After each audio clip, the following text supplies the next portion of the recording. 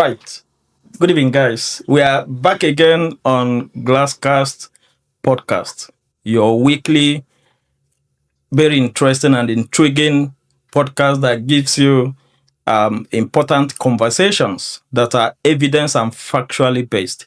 So this evening, we are going to look at a very important subject. Some of us will consider it a bit political, and I think it's timely as well because in a place like Nigeria, 2027 is around the corner, and all the political parties are already starting the activities. So we have a very interesting guest in the house that would, direct us on some of our subjects of discussion today. So without wasting much of our time, remember, always follow our page because every week we bring you interesting topics. So go to Glascast Podcast and follow our page on YouTube, Facebook, Twitter, TikTok, Instagram. You find us on all social media platforms. Like our page, subscribe to our page, follow us to get every update that we present to you. So let's go into what we have this evening. We have here a very interesting panel. By my immediate left is Mr. Jude Ugwu. Mr. Jude Ugwu has a very strategic political movement called the Transformation Movement. He will tell us what Transformation Movement is all about and how the activities are going to transform the political landscape within Africa or globally. So, Mr. Jude Ugwu, you're welcome. Thank you very much. And by my far left is my usual co-anchor, Mazi Barrister Ikenna Njoku. Like we've always introduced him, Mazi Barrister Ikenna Njoku is a renowned lawyer and a policy analyst. So, without wasting much of our time, I want to say welcome again to today's episode, guys. Thank you very much. And we are going to have a very interesting conversation. And thank you to our guests, It's Mr. my pleasure. Jude Ugwu. It's very, very important that he joined us today because he is the president of our ethnic association here. And he, just as he has been introduced, organizes a very important and strategic organization. I don't know what to call it. So the Transformation Movement. He will explain to us what it is. Yeah, he will. Yeah, Mr. Jude Ugwu is a renowned community leader, in a wider UK environment. So we would let him, flow with the discussion, and I think sit right back. Remember to follow us. Remember to send your comment about our discussion so that we can expand on the subject that we are looking into. So without wasting much of our time, could you tell us and tell our viewers about the Transformation Movement? Well, first of all, I want to say it's my pleasure to be with you today to talk about the transformation and the wider issues as it affects Nigeria. So, the transformation is a political movement formed in 2020. That was when we publicly launched the transformation. In the midst of the pandemic, we had to do a soft launch because the pandemic forbade us from gathering together to have a physical meeting. So, but preceding the launch of the transformation, what I did was to look at Nigeria and identify the issues that bedevil Nigeria. Because frankly, if you look at Nigeria, the way it's been organized and the way it's been run as a country, there are very, very fundamental issues that we have been unable to address prior to Nigeria gaining independence and post-independence in 1960. And those issues have calcified over time and have become the norm in Nigeria. But my personal belief is until we take a step back and look at those fundamental issues and address them, we are not going to have the chance of creating a country that works. So what I did was to look at Nigeria, identify those issues, and profile solutions on how we're going to address those very fundamental issues in Nigeria, which range from reforming Nigeria, restructuring Nigeria, um, and perhaps also drafting a new constitution for Nigeria. But also equally important is a number of programs that we identified that need to be implemented to be able to put Nigeria on the path of peace and prosperity. So these policies and programs were compiled together into a book called the Green Manifesto. So that Green Manifesto is publicly available on our website, www.thetransformation.ng. So it is the clearest compilation of what our philosophy and ideology is. And the reason I believe personally that the transformation is important is because of course, as you know, no nation can make any progress other than the pace set for it by its politicians and the political class. So, but in Nigeria, we've lacked a vision in political leadership, which has been one of the biggest challenges we've had as a nation, and it cuts across Africa. To be honest with you. So what we are doing is we know there's a plethora. In fact, by the time we formed the transformation in 2020, there were about 109 political parties in Nigeria. But those political parties were anything but different from each other. They were basically the same, masquerading as political parties, but there was nothing to choose between them in terms of ideology and principles. So we felt to be able to undertake the kind of overhaul that Nigeria needs, it needs a fresh thinking, it needs a fresh platform. Because if we wanted to take our ideas to an existing political platform, there was no way it was going to receive the wide support that we require. And such a transformational push requires a very strong foundation and support. So what we decided to do was, to form this transformation with the hope that we can become a political party one day. And becoming a political party gives us that political leverage that we require to be able to attract the right kind of people, the people with the right mindset and integrity to come into politics and participate in politics and be able to contribute to nation building. So that for me is what the transformation is about. It's been challenging. It's, that's an understatement. But we are persisting in this journey because we believe that it is the only viable option available to Nigerians to be able to make a change. So if I may come in there, destiny. Sorry to interrupt, but if I may come in there, it's the transformation is still a movement. Has it been registered to join the 109 or so, or that are existing political parties in Nigeria, or are you making plan to register transformation as a political party for the 2027 political activities? Yes, we at the time leading up to the election in 2023, we launched in 2020, and straight away, we gained a membership across the diaspora and in Nigeria. And we started to make a push to register the organization as a political party. But because of the number of political parties in existence then, INEC decided to deregister some political parties because they felt that with the huge number of political parties, it was just impractical to manage elections effectively. So leading up to the election in 2023, they registered about 79 political parties and brought down the number to 19. So instead of registering new political parties, what they did was to deregister political parties.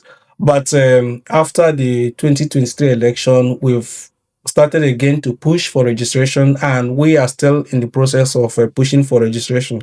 So far, so good. We are getting very positive vibes and encouragement from INEC and from critical stakeholders. And we believe that given the 2022 Electoral Act, which provides or mandates INEC to register new political parties at least 1 year before the conduct of national elections, that we should be able to register before the end of February 2026, God willing. Okay. So can I ask, Yeah. outside personal discussions, I've not heard of the transformation actually. So how are people going to know about it? Well, when we launched as a political movement, we did make a number of impactful publicity, but upon reviewing our strategy, we decided, as a matter of a strategy, to downgrade our profile because what we found was that there were a number of people in very high places in Nigeria who were very afraid. Credible information reaching us is that practically all the people in at the federal level during Buhari's time were handed over the copy of the Green Manifesto because they felt that the document was something that was a high profile and was going to be explosive to the Nigerian political space when we became a political party. In fact, at some point, my my telephone calls were being monitored um, because of monitored, on, I suspect, I'm not sure who exactly instigated the monitoring, but I would suspect that it was at the instigation of some people in the federal government in Nigeria.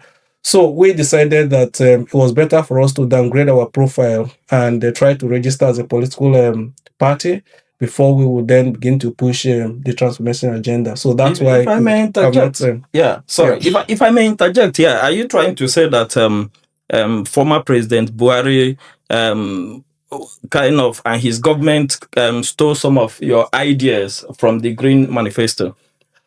It could be because over time I have seen some government policies that suggest that they are lifting some ideas from the Green Manifesto. But the funny thing is, you can lift ideas from a policy document, but implementation is the difficulty because Nigeria is not a place where you can just pick and choose what you want to do. For us to be able to transform Nigeria, it needs a holistic, restructuring. It needs to be kind of driven all across board, not just pick and choose what you want to do. Because, for instance, there was this policy about that was announced. I can't remember exactly the specifics of how they announced that policy of registering cattle and cattle head. And this was something that we had identified in Nigeria as one of the ways to curb cattle rustling in Nigeria, but also to improve accountability, improve efficiency, and be able to provide support to those who need support in the agricultural sector. And also to improve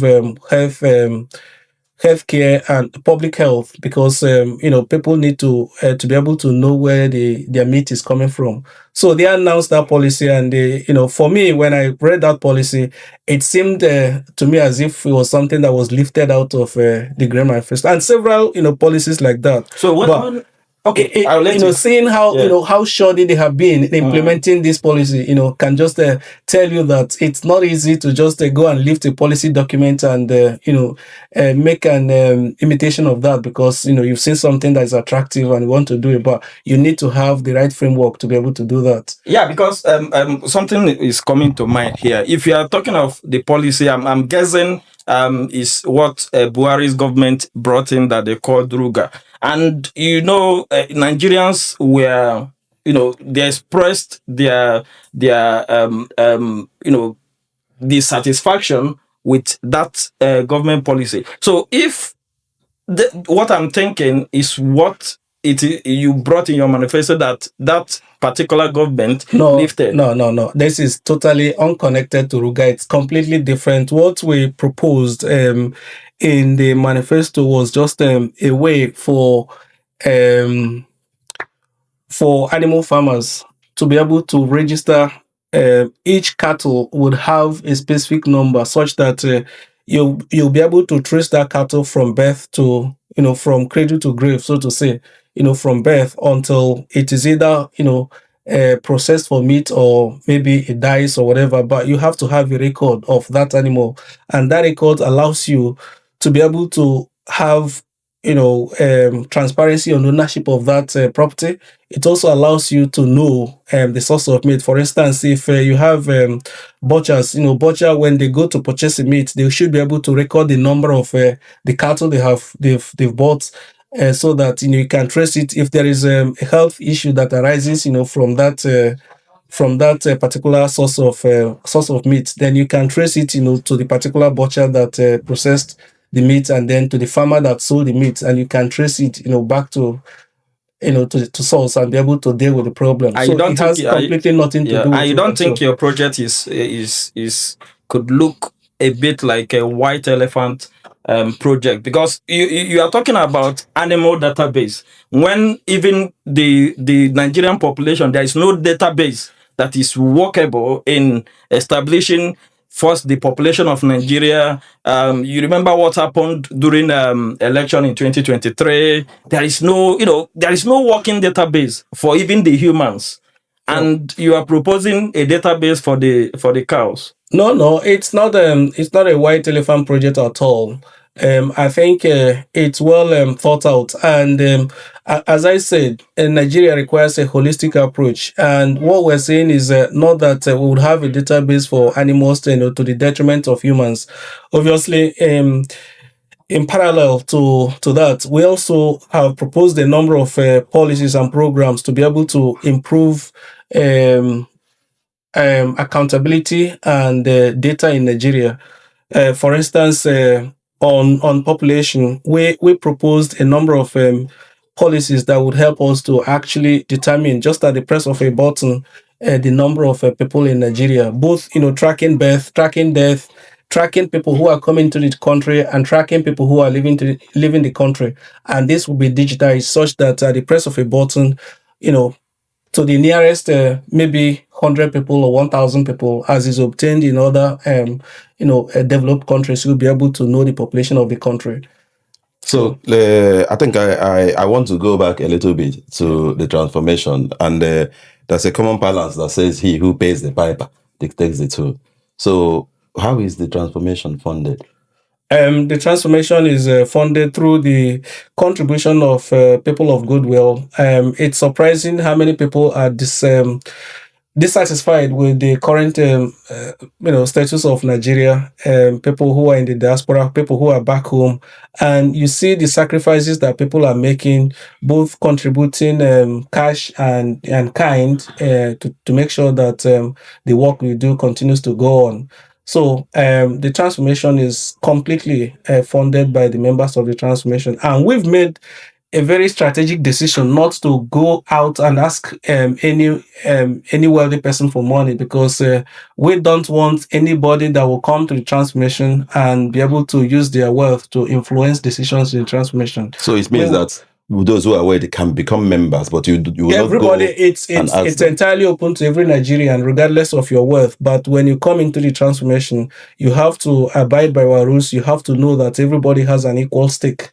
Our decisions are collectively made. It's very transparent. Very democratic, and we just want people who have the integrity and the best interest of the country to come forward. And once we get registered and contest for election under the political platform, and we will be able to hold those people to account. Because what happens in Nigeria is people spend a lot of money to conduct election, and nobody is able to hold them to account. And they can steal the country dry, and nobody cares, because they can justify that they funded the election from their own personal savings. So as a political party, what we have decided is our elections are going to be funded by the political party, and not necessarily by individuals. And what I wanted to ask, if as a kind of that fits into that, is, for instance, in the UK, there are limits to funding political parties. In the US, organizations, corporations can fund political parties, including individuals. For yours, can organizations fund you as well? Yes, organizations can fund us. So are there limits to the funding organizations can give you? At the moment, as a political movement, we've not set a limit of how much organizations can give us to fund our political activities. But this is something that we have in mind, and we are always going to be acting on the basis of facts and the data we have. So if it does become an issue that, and obviously at the moment, I don't see organizations funding political parties in Nigeria being an issue. It might become an issue in the future. And that's just because of the level of political development we have in the country. So what I do see in Nigeria now, being the prevalent mode of funding political parties, is godfathers giving money to their godson or goddaughter, whoever, to contest for a political party and then take ownership of the political position that their protege has won, and then use that to siphon money into their personal pocket on the basis of trying to recoup the funding the investment they've made in that political campaign. So, but if it does become an issue that organizations funding political parties would exert undue influence, then we would take a decisive measure to implement a policy to limit the funding that that organizations can give to political parties. In Nigeria, we know today that a lot of politicians are beholden to interests.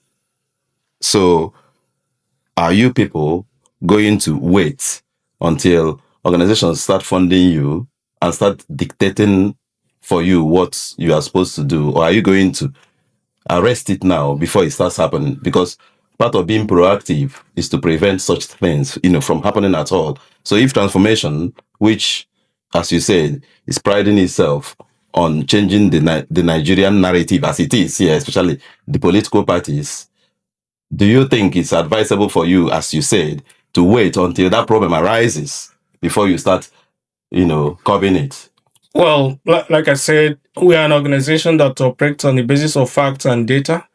So you don't think it's what will arise at all? I cannot foresee the future. I cannot look into the future to know what will happen in the future. But if I see a trend, then it would be it would be useful to act on that trend. So what we look for is for trend, for data, for facts. So once we identify that a trend is going to lead to a problem, then we would implement the appropriate solution to address that situation that might arise in the future. At the moment, what we have seen and what I have personally seen is individuals exerting undue influence on the political process in Nigeria by sponsoring people and taking advantage of that sponsorship to basically siphon, and misappropriate and embezzle money. But if it does become a trend, an emerging trend, that that organizations are going to behave in the same manner that powerful individuals are going to do in Nigeria, then of course we would act on that and try and nip it in the bud. So, if I may come in here, I want to take us a little bit back. You made mention of membership of the transformation movement. So when you start registering as a political party, people like Nyesom Wike can also become part of it, because we have those such characters who belong to PDP, APC, and all that. So he can as well be in those two places and still come to maybe Transformation Party at some point and become a member. What we have said, and this is on our website, and we've said it loud and clear, is the transformation is open to every Nigerian, as we do not discriminate against the Nigerians. However, being a member of the transformation is different from having a position of influence in the transformation. What we have said is you can be a member, but you can never be given a position of responsibility unless you have passed through our vetting system. And that vetting system is going to look at your character, is going to look at your history, is going to look at your precedents, and be able to take an informed decision of whether to give you a position of responsibility or not. And this goes with all those who will come into the transformation to contest election. You have to go through a rigorous process that will vet you and be able to give us the confidence that when you get into a position of political political power, that we will be able to hold you accountable, and you will be able to act in the manner and way that will be condoned and acceptable within the political party. Because